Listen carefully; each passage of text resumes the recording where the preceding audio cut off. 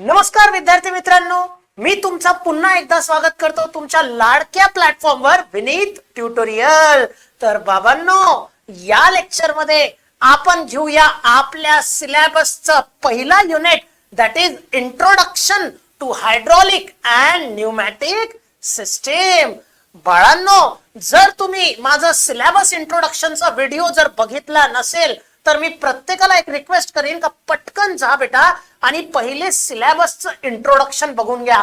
त्यात hydraulic system म्हणजे काय होते, न्यूमॅटिक सिस्टीम म्हणजे काय होते, आणि बाळांनो तुमचे जे 5 युनिट आहे त्यांचं वेटेज किती आहे, ते कोणते कोणते युनिट तुम्हाला शिकायचे आहे, त्याची स्ट्रॅटेजी काय असेल ते मी खूपच चांगल्यानं सिलेबस इंट्रोडक्शन मध्ये शिकवली आहे। तर बाळांनो, या लेक्चर मध्ये आपण आपल्या पहिला unit, that is introduction to hydraulic and pneumatic system, ते चालू करणार आहोत। तर बेटा, मागच्या लेक्चर मध्ये मी तुम्हाला एक हिंट दिली होती। आपल्या सिलेबस इंट्रोडक्शन मध्ये मी तुम्हाला सांगितलं होतं का भारतात जर कुठं जर जेसीबी आला तर सगळी भीड तिथं जमा होऊन जाते, हे पाहण्यासाठी का जेसीबी काय करताय। आता मला सांगा बेटा, जेसीबी ऍक्च्युअली करतो काय?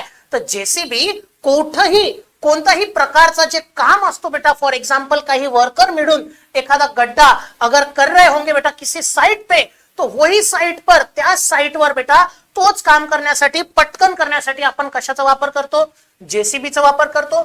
म्हणजे जो एफर्ट ह्युमन लावणार आहे तोच एफर्ट आपला जेसीबी लावतो। मग बेटा जेसीबी मध्ये असं काय होते का तो एवढा जोर लावू शकतो? तर ते असते बेटा हायड्रॉलिक्स, ते असते फ्लुइड अंडर प्रेशर। तर लिक्विड अंडर प्रेशर तुम्हाला वर्क करायला हेल्प करते, that is called as hydraulic system. म्हणजे बेटा जिथं ज्या ऍप्लिकेशन मध्ये कोणताही ह्युमन जर एखादं काम करत असेल, तोच काम किंवा ह्युमनच्या कॅपॅबिलिटीच्या बियॉन्ड एखादं काम असेल, एखादा फोर्स लावायचा असेल, तर तो फोर्स लावण्यासाठी, मेकॅनिकल वर्क करण्यासाठी आपण लिक्विड अंडर प्रेशरचा यूज करतो, त्याला आपण म्हणतो हायड्रॉलिक सिस्टीम। जसं की बेटा आता मला सांगा, जेव्हा आपली कारची सर्व्हिसिंग करायला जाते तर त्या कारला लिफ्ट करतात। आता बेटा कारला लिफ्ट करणं ह्युमन कडून शक्य आहे का? नाही सर, ह्युमन फोर्स ना पॉसिबल नाही आहे। मग आता बेटा इथं खूप जास्त फोर्स लावायचा आहे, मग बेटा इतका जास्त फोर्स आपण जनरेट कुठून करू? तर आपण करू एक तर लिक्विड अंडर प्रेशरने, ओके। एक तर आपण हा एवढा प्रेशर कुठून जनरेट करू? Liquid under pressure. किंवा बेटा आपण एवढा प्रेशर कसा जनरेट करूया? तर आपण यूज करूया एअर अंडर प्रेशर, ओके। एक तर आपण कॉम्प्रेस्ड एअर यूज करू, किंवा बेटा आपण एक तर कॉम्प्रेस्ड लिक्विड यूज करू। आता कोणाला जर डाऊट येत असेल का सर लिक्विड अंडर प्रेशर आणि एअर अंडर प्रेशर मध्ये असं काय होते सर ज्यानेकडून एवढी फोर्स लागतो?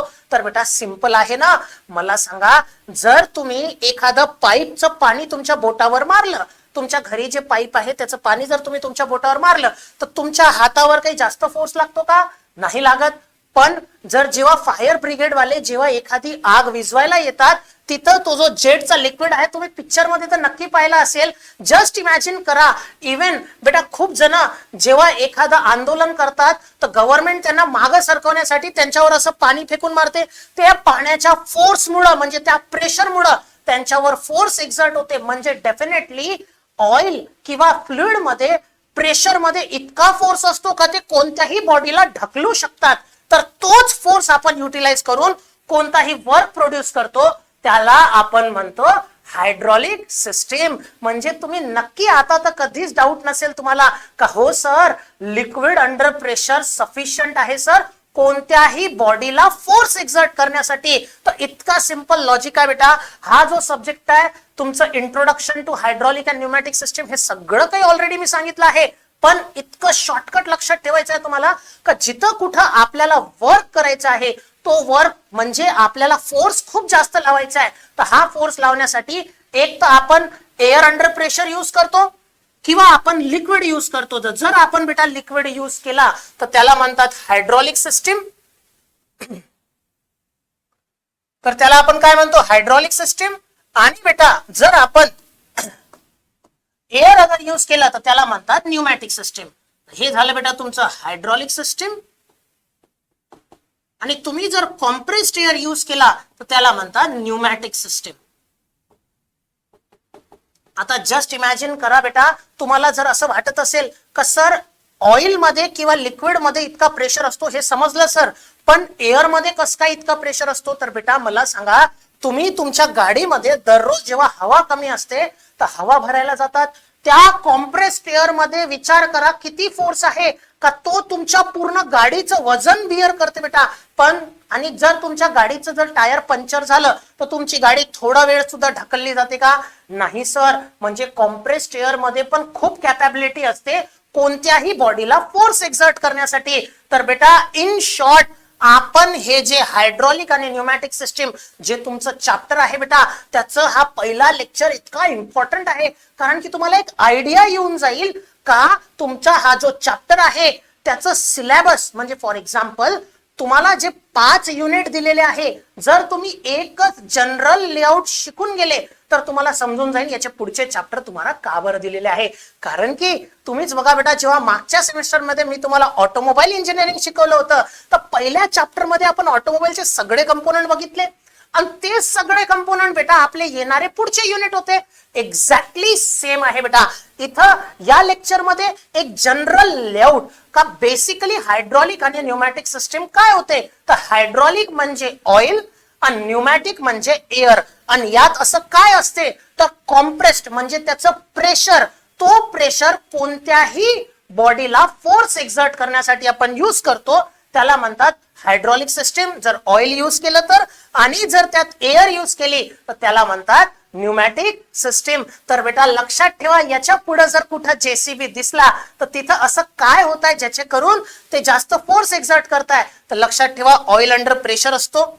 आता ऑइल अंडर प्रेशर असतो म्हणजे नेमकं त्याच्यात काय होते बेटा, इतकं सिंपल लॉजिक आहे. तसं जनरल लेआउट तर मी खूपदा शिकवणार आहे, एकदम डिटेल मध्ये शिकवेल, काही घाबरू नका. पण आतासाठी लक्षात ठेवा जेसीबी मध्ये असं काय होते का हा जास्त फोर्स एक्झर्ट करतो. कुठंही जर जे माणसं जर किती जर तिथं आपण म्हणजे किती खड्डा जर खोदण्याचा प्रयत्न केला होत नाही, पण जेसीबी आणलं तर लवकर काम होते. इतका फोर्स कस काय जनरेट होतो. तर सिंपल लॉजिक आहे बेटा, आपल्या प्रत्येकाच्या घरी पंप लावलेला आहे. का बरं सांगा बरं बेटा, तुमच्या घरी पंप लावलेला आहे, मोटर लावलेला आहे, का बरं लावलेला आहे. सर काही प्रश्न विचारता काय हो, आमच्या घरी जे पंप लावले आहे ते याच्यासाठी लावले आहे सर का पाणी वरच्या डायरेक्शन मध्ये फ्लो होऊ शकत नाही तर त्याचं प्रेशर वाढवण्यासाठी आम्ही पंप वापरतो. बस एक्झॅक्टली. मध्येच डिस्टर्ब करण्यासाठी सॉरी. पण बघा विद्यार्थी मित्रांनो, जर तुम्हाला आमच्या शिक्षकांची शिकवणी आवडत असेल आणि आमच्यासोबत तुम्हाला संपूर्ण कोर्स कंटिन्यू करायचा असेल तर आताच डाउनलोड करून घ्या विनीत ट्युटोरियल ऍप्लिकेशन, जे play store were free of cost available आहे. आणि हो, आमची फ्री डेमो लेक्चर बघा आणि शिकवणी आवडत असेल तर कोर्स परचेस करून लागून जा अभ्यासाला. कारण आमचं फक्त एकच स्वप्न आहे काय की महाराष्ट्रातला प्रत्येक विद्यार्थी शिकला पाहिजे साध्या आणि सोप्या भाषेत. आणि आमच्या ऑनलाईन कोर्स मध्ये तुम्हाला संपूर्ण सिलेबस प्रॉपर कॉन्सेप्च्युअली प्रत्येक ईच अँड एव्हरी कॉन्सेप्ट नुसार तुम्हाला शिकवला जाईल. फ्री रिव्हिजन क्रॅश कोर्स मिळेल, आमच्या थेरी नोट्स मिळेल, पीवायक्यू चा सोल्युशन मिळेल. सर्व सर्व सर्व तुम्हाला मिळेल एकदमच अफोर्डेबल कॉस्ट मध्ये. आताच जा ऍप्लिकेशनला डाउनलोड करा, फ्री डेमो लेक्चर बघा, शिकवणं आवडलं तरच कोर्स परचेस करा, नाही तर जाऊ द्या. आणि हो, जर तुम्हाला एक्स्ट्रा डिस्काउंट पाहिजे असेल तर आमचे हेल्पलाईन नंबर तुम्हाला दिलेले आहे, यावर तुम्ही व्हॉट्सअपला मेसेज करून एक्स्ट्रा डिस्काउंट सुद्धा मिळवू शकतात. चला तर आता आपल्या लेक्चरला कंटिन्यू करूया. इथं सेम टू सेम आहे बाळा. इथं काय असेल तर आता जेसीबी मध्ये सुद्धा तुमचं डोकं आता विचार करा, जेसीबी मध्ये एक्झॅक्टली काय होत असेल तर तिथं असेल बेटा एक स्टोरेज टँक. या स्टोरेज टँक मध्ये तो ऑइल असेल. ओके, इथं असेल तुमचं ऑइल अँड ऑइल स्टोअर्ड असेल. आता ऑइलला असं दाखवतात डॉटेड डॉटेड लाईन ना, हे झालं तुमचं ऑइल. आता बेटा हा जो ऑइल आहे हा ऑइल जाऊन कुठे ऍक्ट होईल, हा ऑइल आता जाईल पंप मध्ये. आणि ही डायग्राम तुम्ही जर पेपर मध्ये काढली ना, कोणीच तुमचे मार्क कटच करू शकत नाही बेटा. आता इथं असतो बेटा तुमचा पंप. आता हा पंप काय करेल, आता तुमच्या घरी जो पंप असतो तो काय करतो सर, तो प्रेशर वाढवतो. तसंच बेटा हे ऑइल आहे, ऑइलचं प्रेशर वाढवण्यासाठी त्याला कुठं ना कुठं स्टोअर करावं लागेल. तर हे झालं आपलं टँक. जसं का फॉर एक्झाम्पल आपल्या घरी बेटा, आपल्या घरी आपल्या अंगणात आपण काय करतो, एक छोटस स्टोरेज टँक खाली बनवून ठेवतो, जेणेकरून जेव्हा केव्हा बेटा पाणी येईल त्यात स्टोअर्ड असेल. तर हे झालं आपलं स्टोरेज टँक. जेसीबी मध्ये तसंच ऑइल असतो. मग तिथून बेटा तो ऑइल अंडर प्रेशर कुठं, म्हणजे तो जो ऑइल असतो तो कुठं ट्रॅव्हल करतो, तो ट्रॅव्हल करतो पंप मध्ये. आता पंप मध्ये काय होत असेल बेटा, पंपला लावलेली काय असते सर, पंपला लावलेली असते मोटर. हे मोटर याला काय करते सर, रोटेट करते. रोटेट केल्यानं पंप त्या ऑइलचं काय वाढवते, प्रेशर वाढवते. आणि हा ऑइल अंडर प्रेशर बेटा आपण पाठवतो डायरेक्शन किंवा कंट्रोल वॉल मध्ये. हे कंट्रोल वॉल काय करते बेटा, तर हे कंट्रोल वॉल त्या ऑइलचं डायरेक्शन कंट्रोल करते. तर वॉल, आता हे वॉल म्हणजे काय आहे, तर हे बघा, हे आहे तुमची डायरेक्शन कंट्रोल वॉल.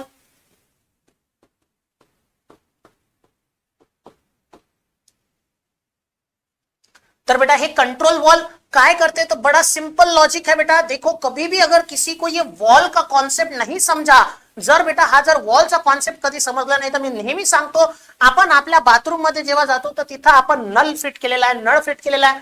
का बरं फिट केलेला आहे बेटा, का सर हे काही विचारतो, जेव्हा पाणी लागतंय तेव्हा त्या नळला उघडा, पाणी घेऊन घ्या, आणि जेव्हा नाही लागतंय त्याला बंद करून टाका.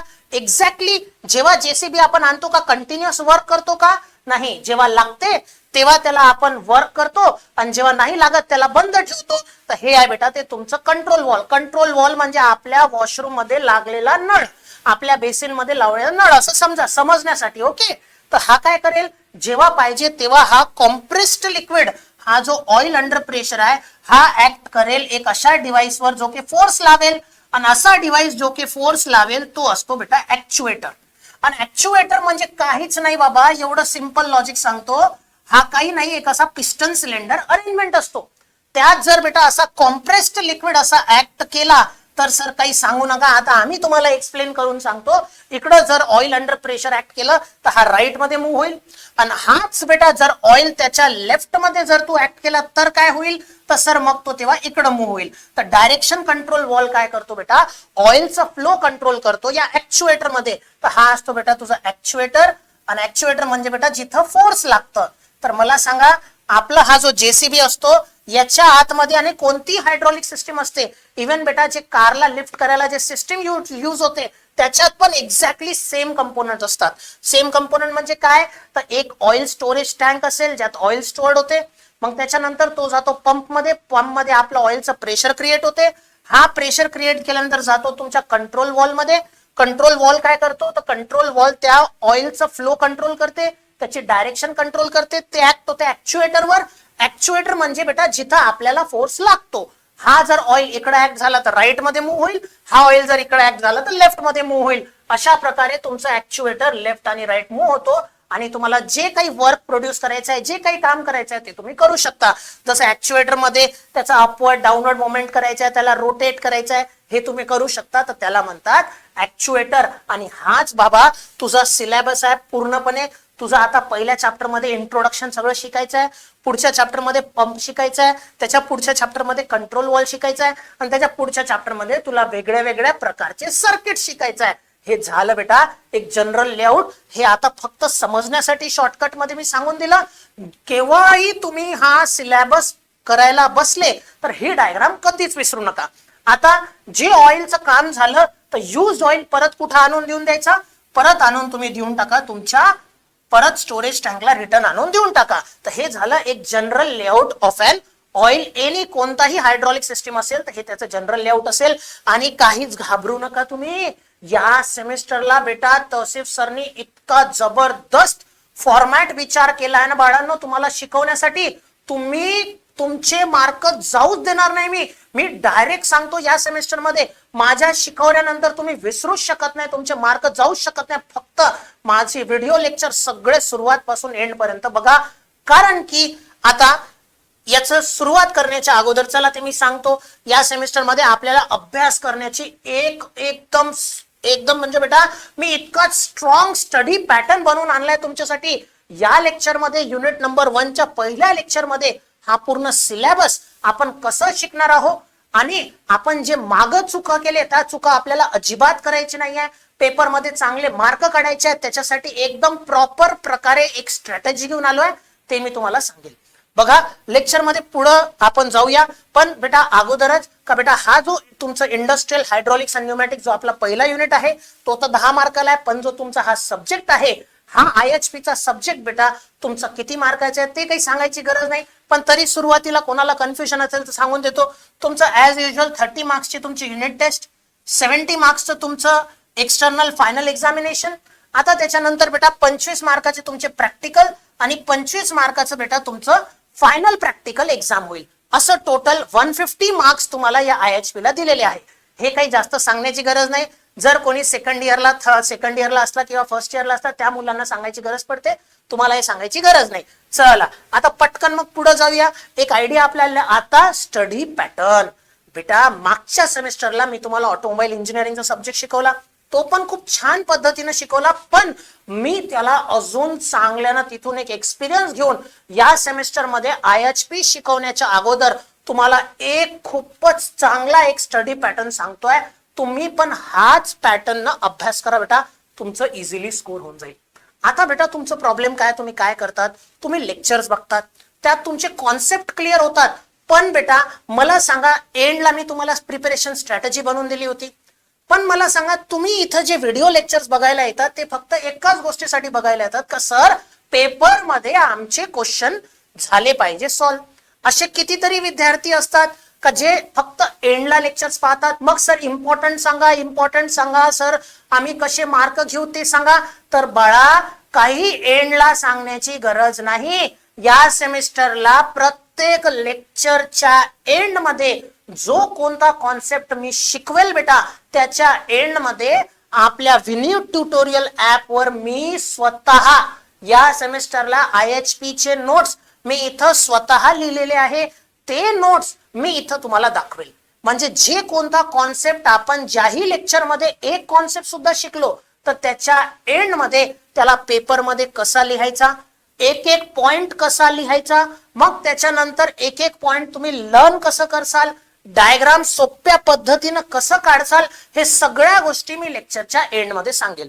म्हणजे सुरुवातीला आपण काय करूया, तुम्ही आता माझ्या लेक्चर्स मध्ये एकदम निश्चिंत राहा बेटा. सुरुवातीला आपण बघू कॉन्सेप्ट एकदम डिटेल प्रॅक्टिकल ऍप्लिकेशन तुम्ही विसरणार नाही असं कॉन्सेप्ट.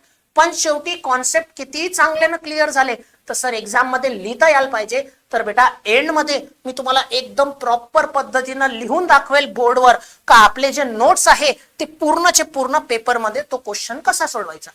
मग त्याच्यानंतर बेटा एंड मध्ये अजून तो टॉपिक लिहिण्याच्या नंतर बेटा या चॅप्टर मध्ये किती प्रश्न आले आहे आतापर्यंत तुमच्या प्रिव्हियस इयरचे आणि त्या लेक्चर मध्ये कोणता क्वेश्चन तुमचा क्लिअर झाला. ठीक आहे, म्हणजे आपण या सेमेस्टर मध्ये स्टडी पॅटर्न काय ठेवू, पहिले स्टार्टिंग मध्ये व्हिडिओच्या आपण क्लिअर करू कॉन्सेप्ट क्लिअरिंग.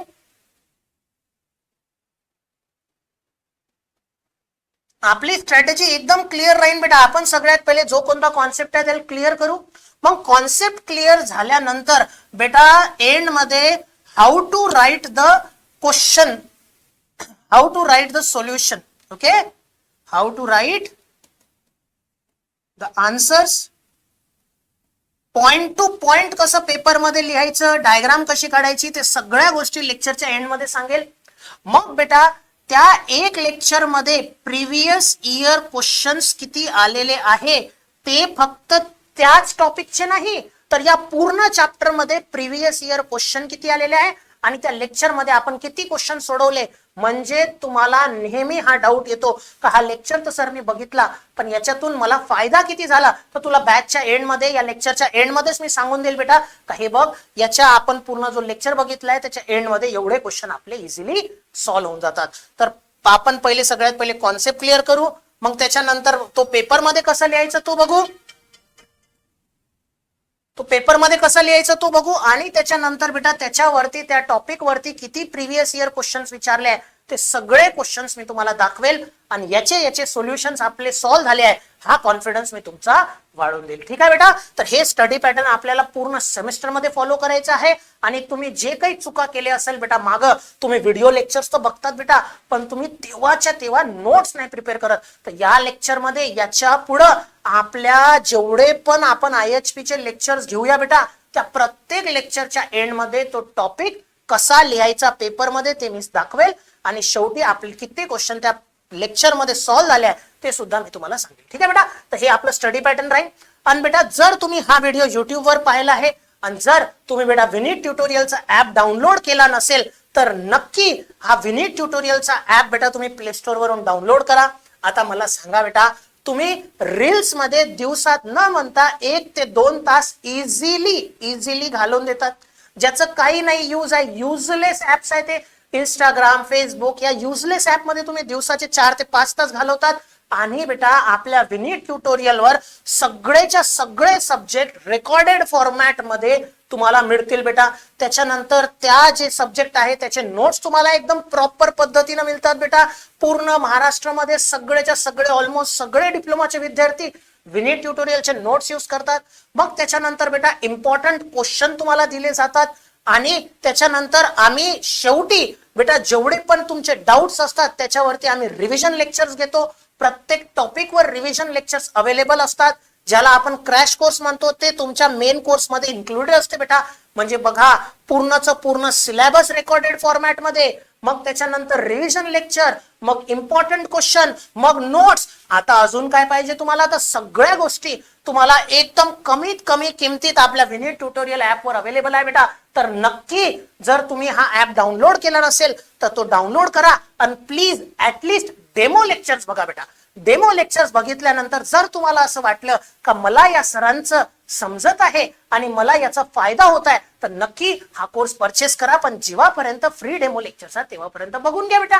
ठीक आहे, तर चला नक्की ही ऍप तुम्ही डाउनलोड करा आणि आपल्या युट्यूबवर त्याचं जे लिंक आहे बेटा ते डिस्क्रिप्शन मध्ये आम्ही दिलेलं आहे. तर नक्की ही ऍप तुम्ही डाउनलोड करा बेटा. ठीक आहे, तर बेटा हा जो पहिला युनिट आहे मी पहिलेच सांगितलं, यावेळेस आपलं स्टडी पॅटर्न काय राहील का काही शेवटी बघायचं नाही का कोणते टॉपिक इम्पॉर्टंट आहे कोणते टॉपिक इम्पॉर्टंट नाही आहे. हे तुमचं सिलेबस फर्स्ट युनिटचं आहे. या फर्स्ट युनिटच्या सिलेबस मध्ये कोणते टॉपिक जास्त इम्पॉर्टंट आहे कोणते टॉपिक कमी इम्पॉर्टंट आहे हे सगळे मी पहिल्याच लेक्चर मध्ये तुम्हाला सांगून देईल. ठीक आहे, जस्ट एक सेकंड.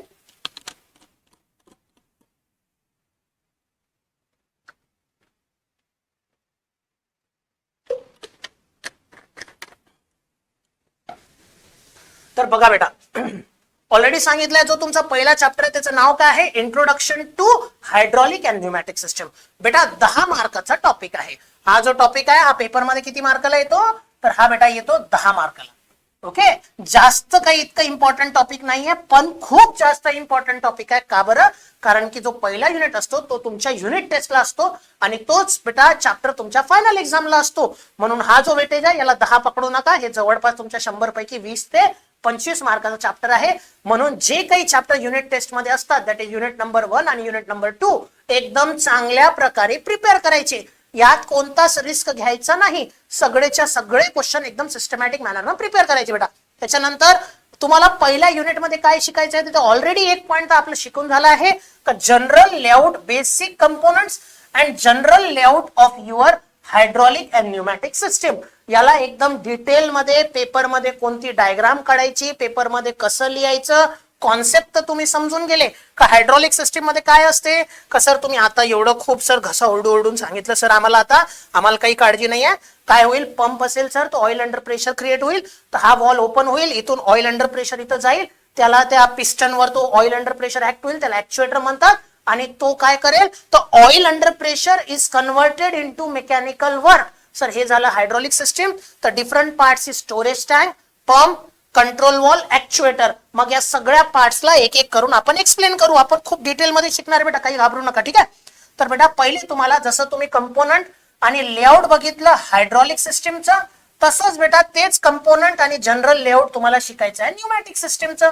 ठीक आहे, जसं हायड्रॉलिक मध्ये पंप असतो तर न्यूमॅटिक मध्ये तुमचं काय असतो? तर कॉम्प्रेसर असतो. तर ते तुम्हाला शिकायचं आहे. मग त्याच्यानंतर बेटा हायड्रॉलिक सिस्टीमचे ऍडव्हान्टेजेस काय असतात, हायड्रॉलिक सिस्टीमचे डिसएडव्हान्टेजेस काय असतात, न्यूमॅटिक सिस्टीमचे ऍडव्हान्टेजेस काय असतात, न्यूमॅटिक सिस्टीमचे डिसएडव्हान्टेजेस काय असतात, हे तुम्हाला करायचं आहे. आणि इथून 100% एक क्वेश्चन तुमच्या युनिट टेस्ट मध्ये आणि एक क्वेश्चन तुमच्या फायनल पेपर मध्ये येणार आहे.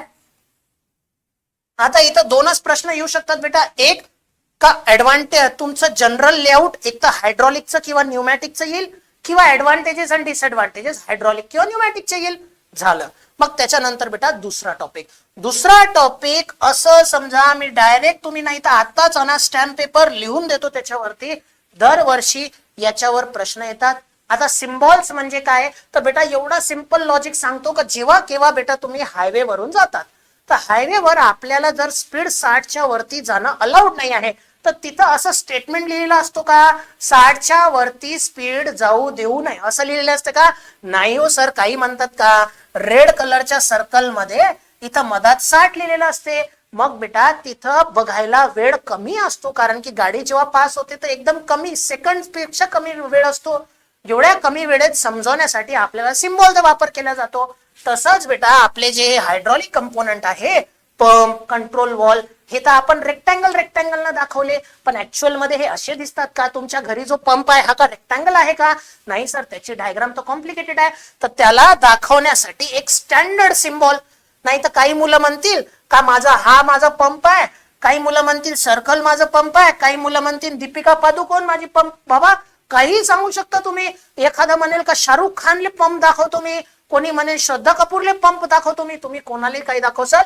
म्हणून भारतानं एक स्टँडर्ड सिस्टीम डेसिग्नेट केलाय, त्याला म्हणतात ISO सिम्बॉल्स. ओके, तर ISO इंडियन स्टँडर्ड सिम्बॉल्स आहे.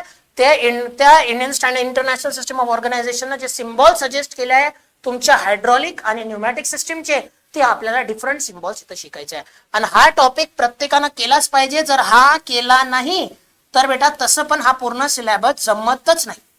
ओके, जमणारच नाही, कारण की याच्याशिवाय हा सिलेबस समजू शकत नाही. तुम्हाला सिम्बॉल्स खूप चांगल्याने करायचे, तो आहे दुसरा टॉपिक. ओके, आणि याच्यावर पेपरमध्ये 1000% प्रश्न आहे, म्हणजे आहे बाळा, तुला डायरेक्ट सांगतो याच्यावर प्रश्न आहे. तिसरं बेटा, आता हायड्रॉलिक सिस्टीम आपण शिकतोय, तर बेटा जेवढे पण ऑइल आहे त्याचे प्रॉपर्टीज कोणते कोणते असतात ते आपल्याला शिकायचे आहे. का हायड्रॉलिक फ्लुइड म्हणजे काय होते, त्याचे टाइप्स कोणते असतात, त्याचे प्रॉपर्टीज, हे सगळे ऑलरेडी तुम्ही फ्लुइड मेकॅनिक्स मध्ये शिकलाय, पण आपण डिटेलमध्ये परत शिकूया. विस्कॉसिटी, कायनेमॅटिक विस्कॉसिटी, डेन्सिटी, हे सगळे आपल्याला डेफिनेशन इथं शिकायचं आहे. फायर पॉइंट, ते सगळं आपल्याला इथं शिकायचं आहे. मग त्याच्यानंतर बेटा एक शेवटचं टॉपिक आपल्याला या सिलेबस मध्ये शिकायचं आहे, या पहिल्या चॅप्टर मध्ये, दॅट इज ऑइल फिल्टर्स. आणि या ऑइल फिल्टर्सवर एक प्रश्न तुमच्या फायनल एक्झाम मध्ये 100% येतो. ठीक आहे, तर लक्षात ठेवा, ज्याला म्हणतात that is filter regulator and lubricator, that is FRL unit म्हणतात. हे FRL युनिट काय आहे एकदम डिटेल, एकदम सोप्या भाषेत तुम्हाला सांगेल बेटा, काही घाबरू नका. तर लक्षात ठेवा, तर हे एक ऑइल फिल्टर्सचा टॉपिक आहे, एक सिम्बॉल्सचा टॉपिक आहे, एक त्या फ्लुइडच्या प्रॉपर्टीज आहे, आणि एक बेटा आपलं लेआउट आहे. तर फक्त तुम्हाला इथं 4 टॉपिक व्यवस्थित करायचे आहे. हायड्रॉलिक आणि न्यूमॅटिक सिस्टीमचं लेआउट, मग त्याच्यानंतर फ्लुइडच्या प्रॉपर्टीज, ते हायड्रॉलिक आणि न्यूमॅटिक सिस्टीमचे सिम्बॉल्स, आणि शेवटी ऑइल फिल्टर्स. तर हे 4 टॉपिक शिकायचे, ज्यात एकदम सगळ्यात एकदम बॉन्ड पेपरवर न विसरता भाऊ पेपरला येणारच आहे, दॅट इज ISO सिम्बॉल्स. म्हणून मी सुरुवातीला सांगितलं या सेमेस्टर मध्ये आपला अभ्यास करण्याचा पॅटर्न एकदम सरळ सोपा आहे. आपण लेक्चर तर घेऊ, पण काय इम्पॉर्टंट आहे तेव्हाच्या तेव्हा. काही सेमेस्टरच्या एंडला सरांना फोन करून किंवा काही बेटा तू तेव्हापर्यंत वाट नको बघू, तुझी काळजी करायला आम्ही इथं बसलो आहे. सुरुवात पासूनच तुला सांगून ठेवेल का हा जास्त इम्पॉर्टंट आहे बाबा, करून ठेव. ISO सिम्बॉल इम्पॉर्टंट आहे, हे क्वेश्चन तू करून ठेव. मग क्वेश्चन काय येईल, त्याला पेपरमध्ये तू कसं सॉल्व्ह करशील, हे पण मी तुम्हाला प्रत्येक लेक्चरच्या एंड मध्ये सांगणार आहे. तर बेटा ऑलरेडी आपण हे डेफिनेशन शिकलो आहे. आता काही विद्यार्थी काय करतात, नोट्स आणतात, एखादी निराली टेक्नॉलॉजी बुक आणतात, आणि त्यात इंट्रोडक्शन वाचायला 2 ते 3 दिवस लावतात. अरे बाबा, तो पेपरमध्ये येतच नाही. मग आपल्या विनीत ट्युटोरियलच्या ऍपवर बेटा मी नोट्स मध्ये फक्त तेवढे टॉपिक एकदम व्यवस्थित टाकलाय जे पेपरमध्ये येतं. तर बेटा तुला फक्त एक हायड्रॉलिक सिस्टीमची डेफिनेशन सांगायची आहे. तर सांगा बरं, हायड्रॉलिक सिस्टीम काय करते? सर सांगितलं ना, तुम्ही परत कितीदा सांगता, ऑइल अंडर प्रेशरला आपण हा वर्क करायचा. वर्क म्हणजे कोणता वर्क? Mechanical work. तर यालाच फक्त एकदम सोप्या भाषेत सांगून द्या बेटा, hydraulic system is the system that uses the oil under pressure to do the mechanical work. म्हणजे ऑइल अंडर प्रेशरचा वापर करून मेकॅनिकल वर्क केला जातो, याला म्हणतात हायड्रॉलिक सिस्टीम. ओके, आणि बेटा नेहमी लक्षात ठेवा, IHP AEN जेव्हा ऑटोमोबाईल शिकवलं होतं तेव्हा सुद्धा मी एक गोष्ट सांगितली होती, पेपरमध्ये मार्क त्याला चांगले पडतील ज्याची डायग्राम चांगली असेल. तसंच बेटा हा जो तुमचा टॉपिक आहे IHP, इथं पण तुम्हाला सर्किट्स काढायला लागतात. तर त्याला मार्क चांगले पडतील ज्याची डायग्राम चांगली आहे. तर ही डायग्राम तुम्ही काढून या. हे काही तुमच्या निराली टेक्नॉलॉजी मध्ये दिली नाही, पण ही काढून या, ज्यानं बेटा एकदम चांगले मार्क पडतात तुम्हाला. काय करा, मस्त सुंदर सुंदर हायड्रॉलिक सिस्टीमची पेपर मध्ये डेफिनेशन विचारली तर असं सुंदर मस्त एक रेक्टँगल काढा. त्यात बेटा मस्त एक मधात पिस्टन दाखवा, आणि हा पिस्टन दाखवल्यानंतर इथं परत एक पिस्टन दाखवा. झालं. आता इथं काय होते बेटा, इथून ऑइल तुमचं एंट्री होईल. Okay, oil under pressure. हा ऑइल अंडर प्रेशर तुमच्या या ऍक्च्युएटरवर ऍक्ट होईल. हा ऍक्च्युएटरवर ऍक्ट होईल, या ऍक्च्युएटरला राईट साइडला मूव्ह करेल आणि इथून तुमचा जो ऑइल अंडर प्रेशर आहे हा निघून जाईल.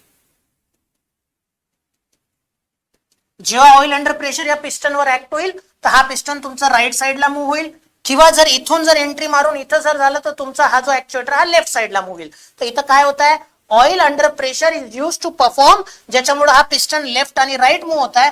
लेफ्ट आणि right movement is your mechanical work. So it is what, it is your hydraulic energy और ऑइल अंडर प्रेशर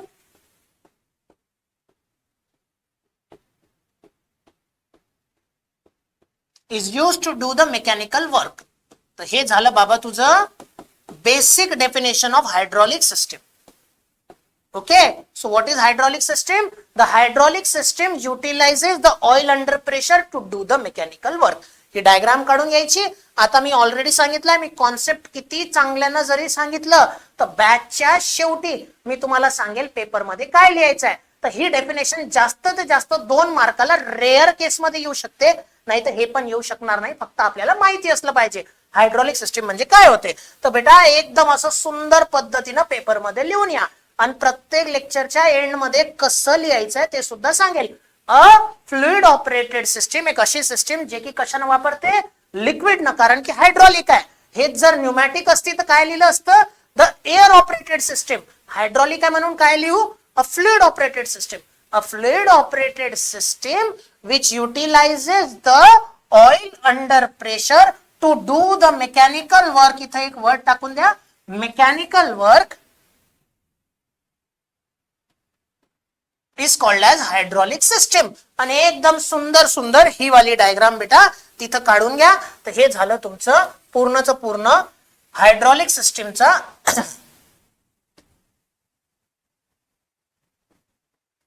ही डायग्राम इथं सुंदर पद्धतीने मस्त काढून या बेटा, आणि झाले तुम्हाला 2 मार्क भेटून जातील. का हायड्रॉलिक सिस्टीम म्हणजे काय होते, एक fluid operated system. Pneumatic system आली तर ऑइल ऑपरेटेड सिस्टीम.